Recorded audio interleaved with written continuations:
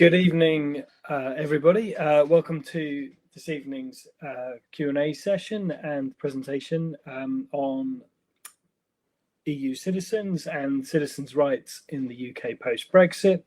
My name is Chris Ben. I am an immigration lawyer with a firm called Serifus, and we do this monthly Facebook session on the EU delegation to the UK's Facebook page to cover some of the important topics that we hope will help people understand the situation for EU citizens and families who continue to live in the UK post-Brexit, and to answer questions that people want to bring to the session, and hopefully to have a good conversation and help people with the kind of questions and answers that they would like to understand more about. So for anyone who's joined before, you'll know it's a pretty simple format that we use, and obviously anyone joining for the first time this evening, welcome and thank you for coming. Hopefully it will be very helpful. So what we do is we do a presentation for the first half of the session this evening, and then after that I will take any questions that people post in the comments box. My colleague Caroline is behind the scenes and is gathering questions and helping with the presentation. So please fire away, don't be shy in terms of asking questions. You're welcome to ask them now, because we'll pick them up and cover them in the second half.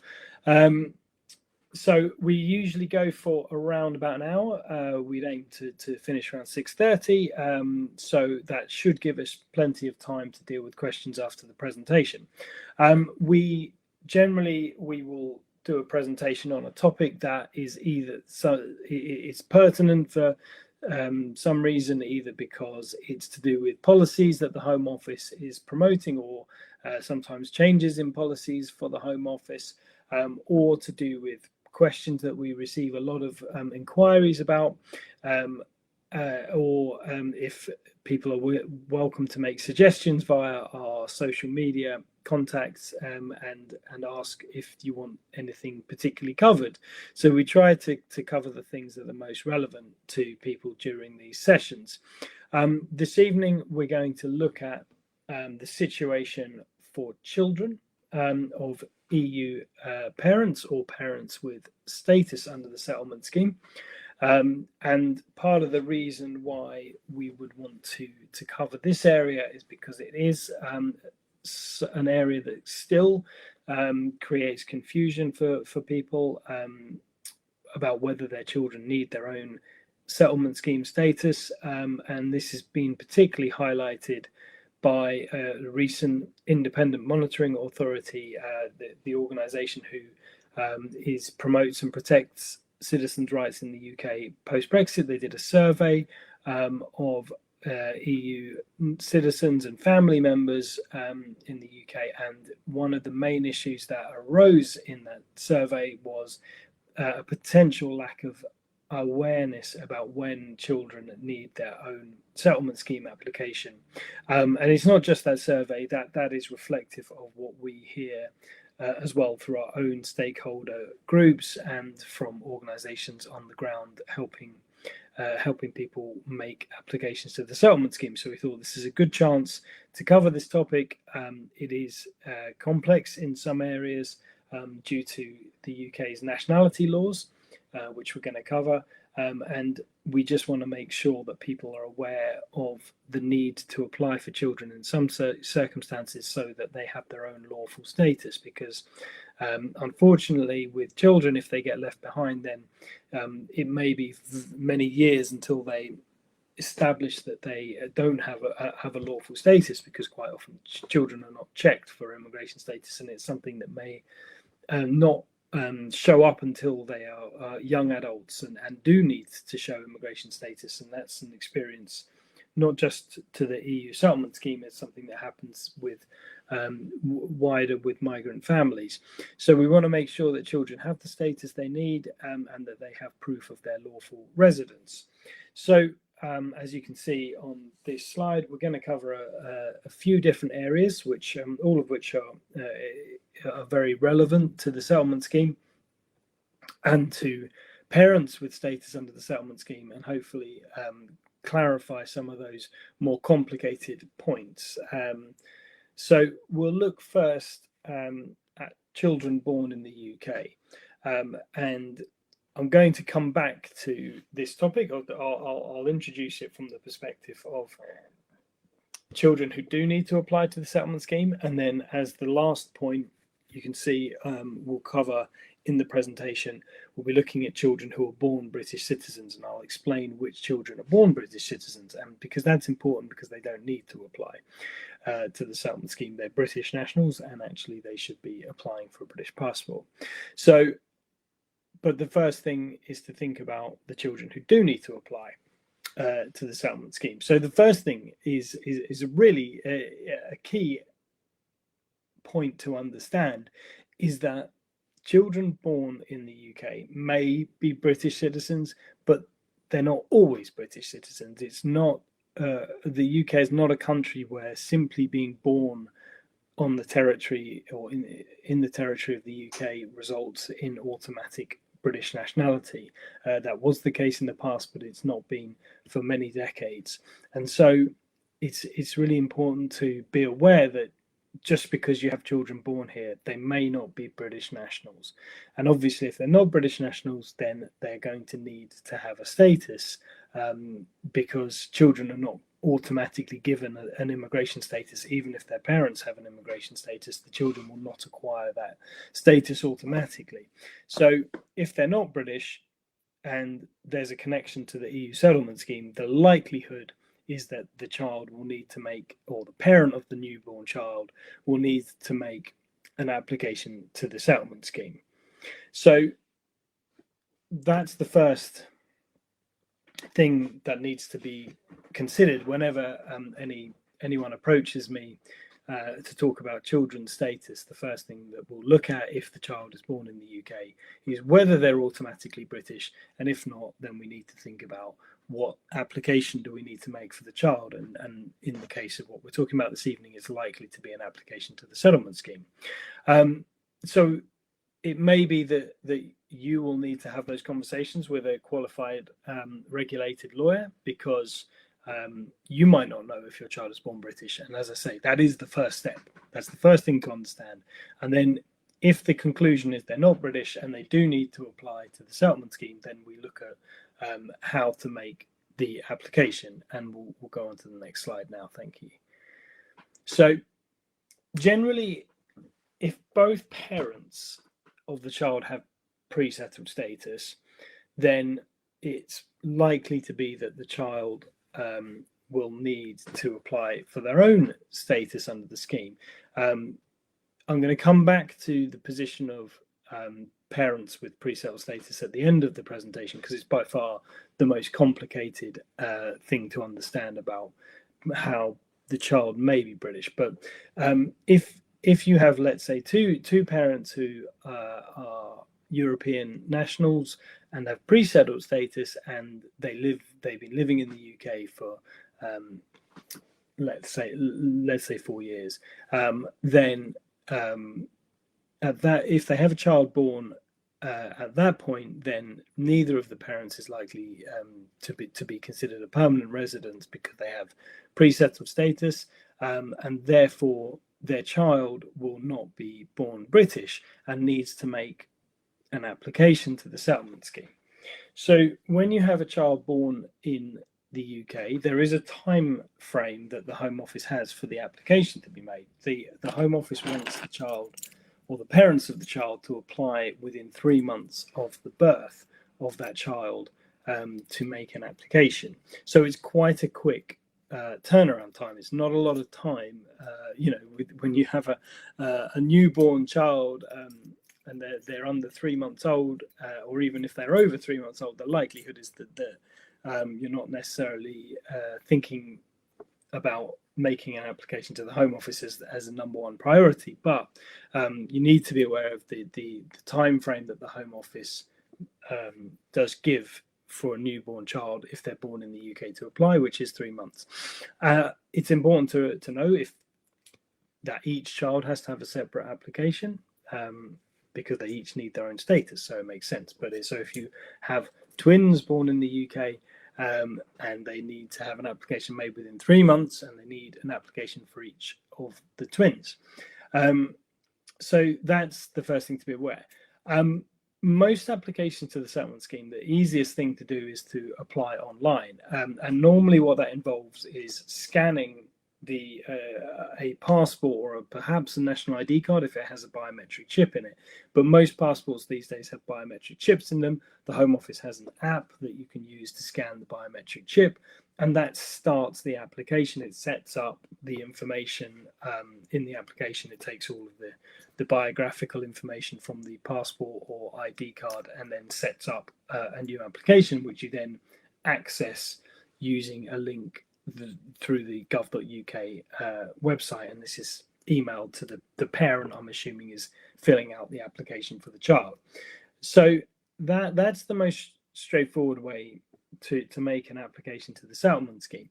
But the problem that we know is something that's comes up repeatedly for children born in the UK, is getting a document, an ID document, the passport or the EU national ID card, within 3 months can be really challenging, because, quite frankly, like embassies and consulate, if they're issuing a first passport for one of their citizens who's been born overseas, then it can be quite challenging to get that done within 3 months. From the perspective of the embassies, they have to carry out various checks and so on.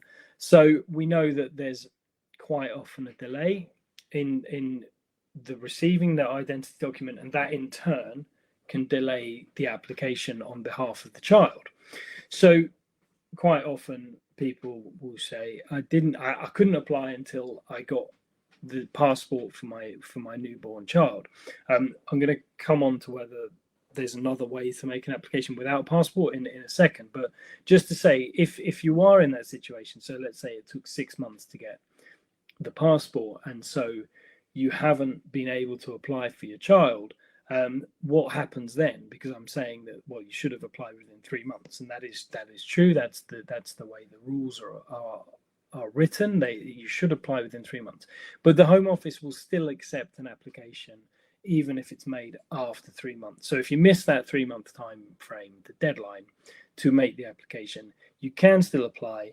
If it's the reason you haven't applied is because you were trying to get the ID card or the passport or the national ID card and you weren't able to within the 3 months, then you can explain that in the application. You're asked to give the reason for missing the deadline, and the Home Office should be sympathetic to receiving that application late, because effectively the child shouldn't be penalised for missing the 3 month deadline.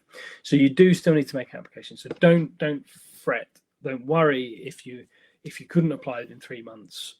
You can still make that application for your child, and you should certainly do so as soon as you can make the application. But you do, in the application form, explain the reason why you missed that 3 month deadline. So if you know that, after you've come to tonight's talk on children, and you realize that you'll be making an application for your newborn child who was born last week, and you want to make it within 3 months because you now know that it's that's the time frame, but you also know you won't be able to get a passport issued within 3 months. There is a workaround where you can contact the Home Office and apply or ask them to send you a paper application form, and you can use this paper application form to submit an application on behalf of your child, and you don't need to include a passport or EU national ID card. You can explain that you haven't been able to obtain that document yet. It will take longer than 3 months. So you're giving, it asks you for like alternative evidence of the child's identity. And really the only thing you'll have is the birth certificate of the child, probably. So you can send that to the Home Office. And what it means is, if you use this approach by asking for the paper application form and then sending it with let's say the birth certificate, it means that you can apply within 3 months, you can meet the deadline, and then if the Home Office still needs to wait to see the passport once it's issued to confirm the child's sort of that they have been issued with a national passport or EU ID card, then they can ask you to submit that once it's been received. So you might not get a decision on the application so until you've got that passport, but it means that it's been lodged with the Home Office.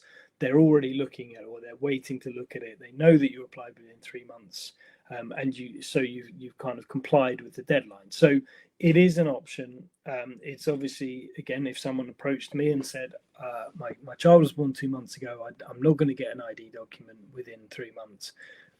What should I do? Then my advice would be, let's get the paper application from the Home Office, submit the paper application, then you know that you've got the application with the Home Office before the 3 month deadline. And even if they have to wait for you to get the passport, then that's fine, because it will just sit with their kind of in their in tray and wait for you to provide the passport. So it is the correct way. It's like the right thing to do if you realize, like I say, if you didn't realize that you could apply on paper and it's already 6 months after your child's birth, that shouldn't be a problem, because, as I say, the Home Office should accept the late application. But if your child is not yet 3 months old and you understand that you can use a paper application form, then that's the recommended approach to take. So that's really how it works for children applying in the UK. But when children are born outside the UK, there's potentially a slightly different approach that will be taken. The first thing to be aware of is that if you have a child born outside the UK, if both the parents have pre-settled status or settled status, or one parent has one and one parent has the other, then it's the child will have to have an application made, because children born outside the UK are not born British unless they have a British parent. So it's obviously, you'll know pretty obviously if either of the parents of the child is British. But if neither parent is British, the child is not going to be born British, and therefore you know that child needs an application to the settlement scheme. And that, like I say, that applies even if you've qualified for settled status. Like, there's nothing about having settled status that will impact your child born outside the UK from the perspective of the child being born British. They wouldn't be born British unless one of their parents one of their parents holds British nationality. And sometimes even if a parent holds British nationality, it might not be the child's born British. It's quite a complex area. So if you, like I say, so you can be pretty certain, if you or both parents have status under the settlement scheme and neither is British, that you will be making an application under the settlement scheme for the child.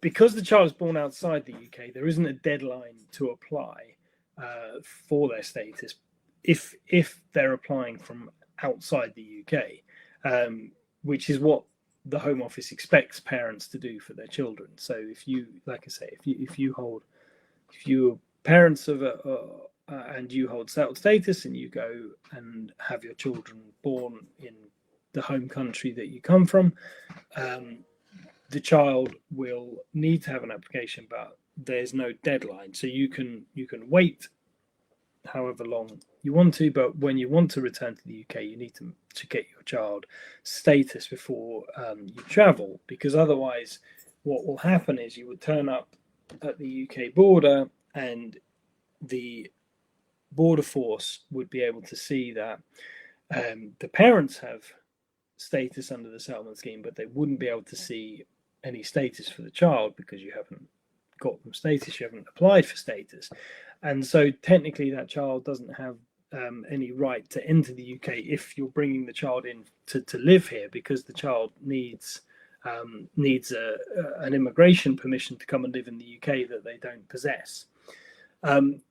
In theory, Border Force have a policy about allowing people to enter the UK when they don't have the correct permission, and when they're dealing with children, they have to act with sensitivity to the child and the parent's situation. So it may not be that everyone, like the child is refused entry, but it would be a stressful situation to encounter.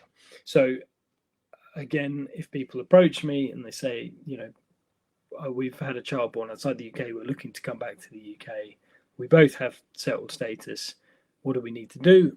Well, you need to apply for the child to have status and wait for that to be granted, and then you'll be able to travel to the UK. Where there's a difference for children born outside the UK is to do with what the nationality of the child is, because children who are born, European children, EEA children, that's Norway, Iceland, and Liechtenstein, and Swiss children, they can usually apply directly for pre-settled or settled status, depending on the status of the parents.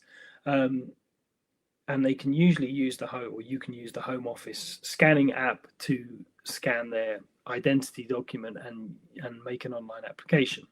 So that's usually the way it's done for children of those nationalities.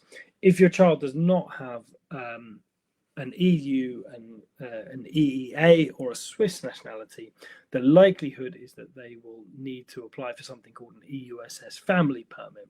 So that is a type of visa that allows the child to then travel to the UK, and once they arrive in the UK, they apply for their own pre-settled or settled status, depending on the status of the parent. So there is a difference in what you do depending on the nationality of your child. Just to be aware, so the child is always going to, well, with the parents having status under the settlement scheme, the child is very, very likely to have eligibility for their own status. But how they sort of go through the process of getting the status and coming back to the UK will differ depending on whether the child is an, as I say, is an EU, EEA, or Swiss national. That it's a bit more straightforward for those children. If the children is not one of those nationalities, then they have to do the EUSS family permit first. And just on the next slide, I just explained briefly that essentially to do that, you still need the passport for the child, and then you will make an online application form. There's an online application on gov.uk for family permits. Then you would have to complete the biometric enrolment, so there's a visa appointment that is required. And then what happens is the EUSS family permit, once it's issued, as I say, it's like a visa that goes into the passport of the child, and then you can use that to bring the child to the UK. And once they're here, they should apply for pre-settled or settled status. And again, it will depend on what status the parents have about whether the child is going for pre-settled or settled status. But you do that once you're in the UK, having entered with the family permit. And it's important to apply within 3 months of the arrival for the child. Now, you can apply as long as the family permit is valid. Family permits are issued for 6 months. They last for 6 months, and technically you can apply any time within the 6-month validity of the family permit. But the reason I say it's important to apply within 3 months is because to access the NHS for free, the child should have made an application within 3 months. So they have 3 months of access to the NHS on arrival with a family permit, but after 3 months, they need to have made an application to continue to receive free NHS treatment if they needed it. Obviously, we hope they won't need any treatment, but if they did. So that's why we say apply within 3 months of arrival. But technically, you could apply within the 6-month validity of the family permit. And even if you missed the 6-month, the expiry date of the family permit, you could apply late for that child and explain what happened. So there's always the opportunity to apply for children, but we want people to apply in the best possible way, which is within 3 months of arriving.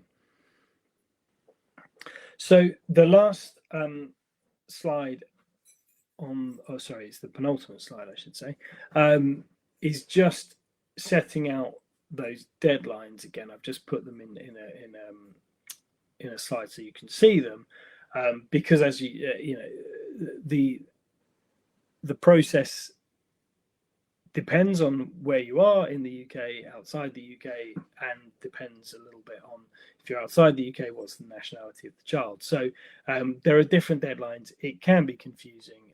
Fully understand that people are not, it's not an easy set of rules to understand, but I've tried to summarize what we're looking at here. So if the child is born in the UK, the child is not a British national, they're applying within 3 months of their birth. That's what you're aiming for.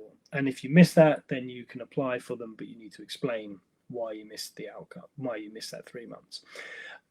If the child is born outside the UK and they are EU, EEA, or Swiss child, there's no deadline to apply for them, but they should apply for status before travelling to the UK. If they are born outside, if the child is born outside the UK and is not one of those nationalities I mentioned, then they should apply for a family permit. There is no deadline for the application for the family permit, but once the family permit is granted and they travel to the UK, then they should be applying for pre-settled or settled status, depending on the status of the parents, within 3 months of their arrival. So that's the deadlines that do apply to children's applications. And just to reiterate, because it's really important, is don't give up hope if you miss the deadline to apply, because the Home Office will accept late applications if there are reasonable grounds for the delay in applying. And really, with children's applications, the Home Office has to factor in what's in the best interest of that child. So we would not expect the Home Office to reject an application from a child on the basis that there aren't reasonable grounds for missing the deadline. So you should be okay if your child has missed the deadline and you're applying late. You obviously need to explain what's happened in the application form, as I've said, but hopefully there will be no barrier on your child being granted status. So that's really what we wanted to cover in terms of applying for children. And then the last piece of information we want to set out is about children who are born British, because as I said at the beginning, there's potentially a bit of a misconception about how British nationality law works, because it isn't just about whether children are born in the UK. There's more to it than that. So what you need to consider is, for children born in the UK, the key element to understanding if they are British or not is the position of their parents at the date that they are born, because that is, a child gets automatic British nationality if their parent is considered to be what's called an ordinarily resident in the UK, and that means essentially it means that they're not temporarily in the UK. They are ordinarily like living in the UK. That's really what it breaks down to. So, and in most cases, one of the parents will be, unless literally both parents are visiting the UK for a short period and they happen to give birth whilst they're here, then that would be a temporary stay, which is not ordinarily resident. But most parents aren't in that position. So once you know that the parent is like a UK resident, then you look at the position of the parent or parents. You only need one parent to meet one of these bullet points that I've set out. If one of the parents meets one of these bullet points, the position of the other parent doesn't matter. But obviously, if both parents meet it, then that's fine. It doesn't change anything. You just need one parent to either be British or Irish, because they are considered to be settled in the UK. If one of the parents has settled status under the settlement scheme, then that parent is considered a settled person, and the child is automatically British. If one of the parents has indefinite leave to remain or enter the indefinite leave to enter, which is a status that might have been granted outside of the EU settlement scheme. If one of the parents has that status, then the child is automatically born British. And then the last one to highlight is parents who are pre-settled but have acquired what is known as withdrawal agreement permanent residence. And the reason that this is important is because when EU parents or family members of EU nationals who are parents of children, when they are granted pre-settled status, that is granted when the person has not. Usually, it's granted when the person hasn't lived in the UK for 5 years. But once that person has lived in the UK for 5 years, there's a good chance that they have acquired what's called permanent residence under the withdrawal agreement, because the withdrawal agreement says that you need to have lived in the UK for 5 years continuously and lawfully in order to obtain permanent residence. And it's different from settled status because it just is granted to you. You acquire it. It's not even a grant, sorry. It's an acquisition. So you just acquire these permanent residence rights even if you have not been granted settled status.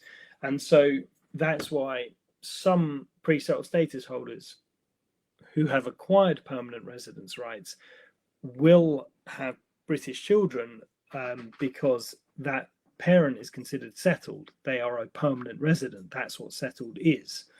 But it is a bit harder to prove, and it is a bit harder to understand whether or not this applies to you. So if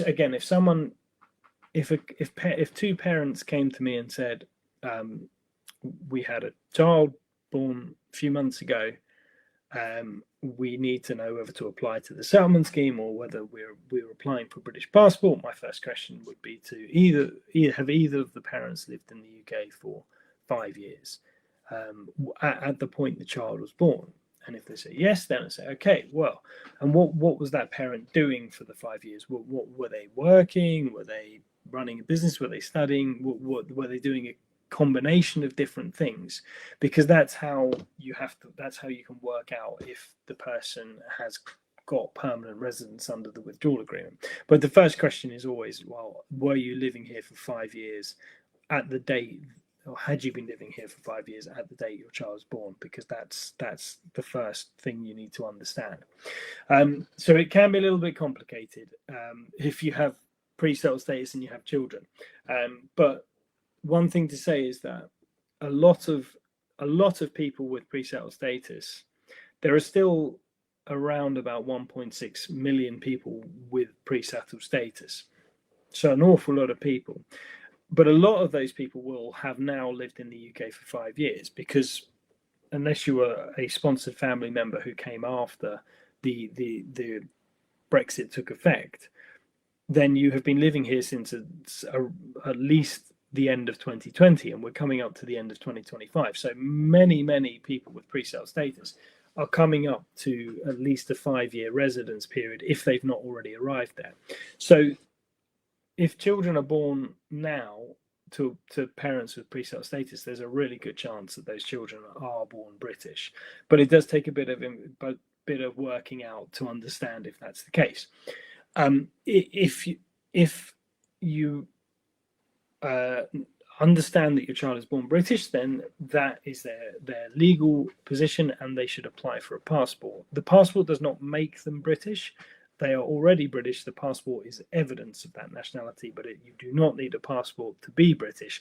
But it definitely helps to hold a passport, because otherwise you would have issues perhaps when you are traveling, because even if you hold a different passport, you may hold the child might have an EU passport as well. But if they're coming to the UK and they don't have a British passport, but you say, well, my child is born British, well, the EU passport doesn't give that. That's not evidence, because the border force won't understand. So they would say, well, we need to see a British passport because you're saying that they're British national. So that's why it's very important to have a British passport, but it's not the passport that grants the nationality. The passport is just proof of the nationality that already exists. But as we always say, if you're not sure about any of this, anything to do with whether your child or you should apply for your child, whether your child might be British, you need to speak to regulated legal advisors who specialize in the settlement scheme and in particularly with the withdrawal agreement if your parents with pre-settled status, and the legal advisors can help you understand the situation of your child, and that will tell you which option you need to apply.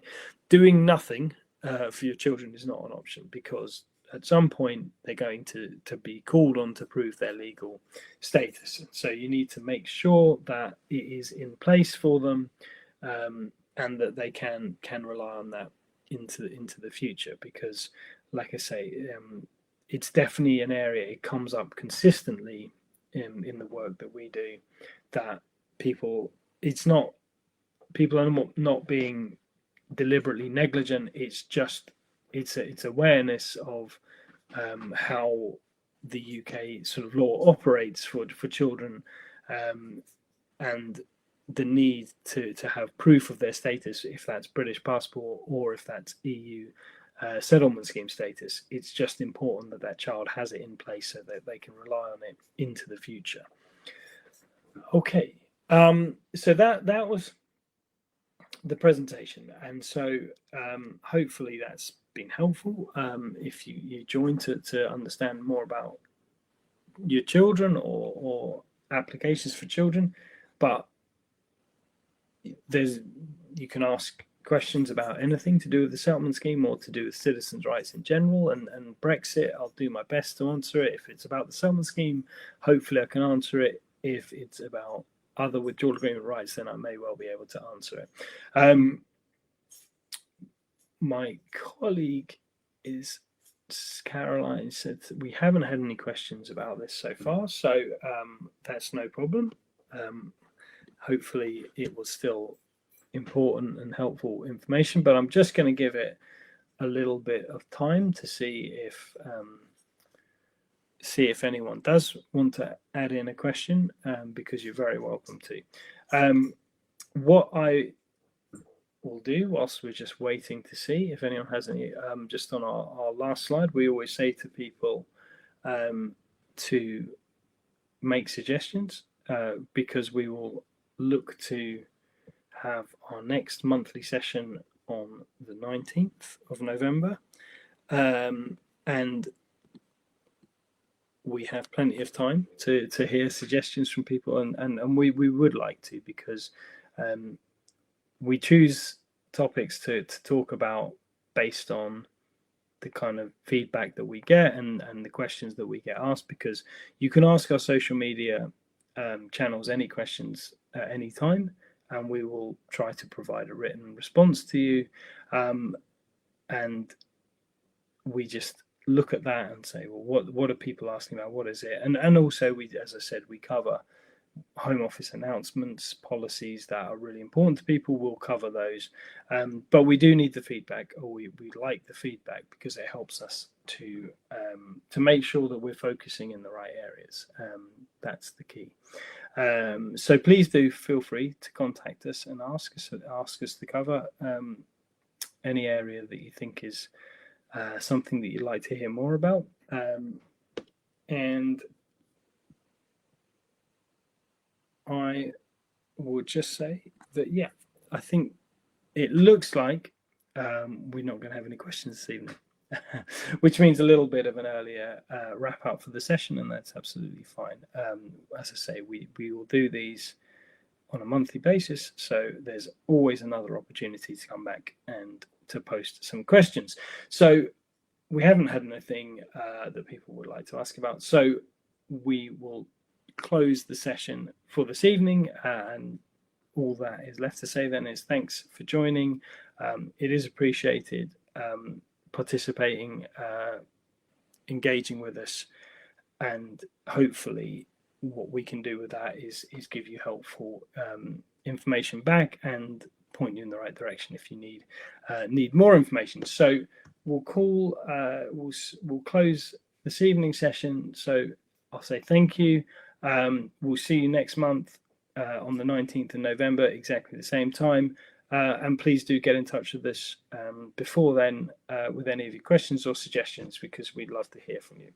Okay, all right. Have a good evening, everyone, and thank you very much.